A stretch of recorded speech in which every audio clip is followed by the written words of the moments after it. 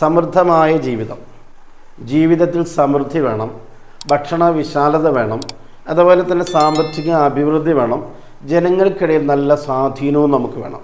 ഇതൊക്കെ ഉണ്ടെങ്കിലേ നമുക്ക് ഇന്ന് പുറത്തിറങ്ങി നടക്കാൻ പറ്റൂ എന്ന് തോന്നുന്നുണ്ടെങ്കിൽ, ഇതെല്ലാം എനിക്ക് ഉണ്ടാവണം, ജനങ്ങൾക്കിടയിൽ നല്ല സ്വാധീനമുള്ള ആളായി ഞാൻ മാറണം, സാമ്പത്തികമായി വളരെ പ്രയാസത്തിലാണ്, അതിനൊക്കെ ഒരു മാറ്റം വരണം എന്നൊക്കെയാണ് നമ്മുടെ ആഗ്രഹമുള്ളതെങ്കിൽ അതിന് പറ്റുന്ന ഒരു ഇസ്മിനെക്കുറിച്ച് മഹാനായ ഇമാം സുഹറവദി റളിയല്ലാഹു തആല അൻഹു അവാരിഫുൽ മആരിഫ് എന്ന ഗ്രന്ഥത്തിൽ രേഖപ്പെടുത്തി വെച്ചത് കാണാം.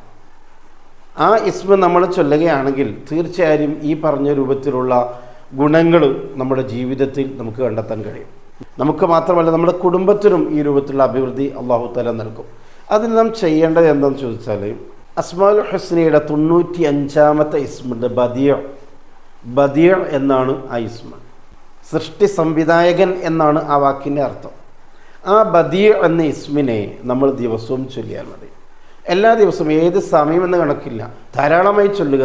ഏറ്റവും കുറഞ്ഞൊരു 100 പ്രാവശ്യമെങ്കിലും നാം ആ ഇസ്മിനെ പതിവാക്കുക.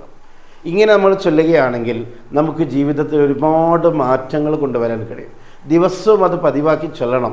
ഒറ്റ ദിവസം മറന്നു പോവാതെ, എത്ര ദിവസം എന്ന് കണക്കൊന്നുമില്ല, നമുക്ക് ചൊല്ലാൻ പറ്റുന്ന ദിവസങ്ങളിലൊക്കെ ചൊല്ലുക.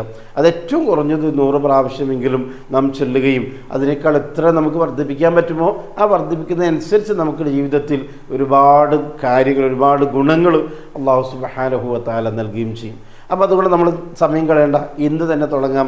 യാ ബദിഉ യാ അല്ലാഹ്, യാ ബദിഉ യാ അല്ലാഹ്, യാ ബദിഉ യാ അല്ലാഹ് എന്നങ്ങനെ ചൊല്ലി തുടങ്ങിയാൽ മതി.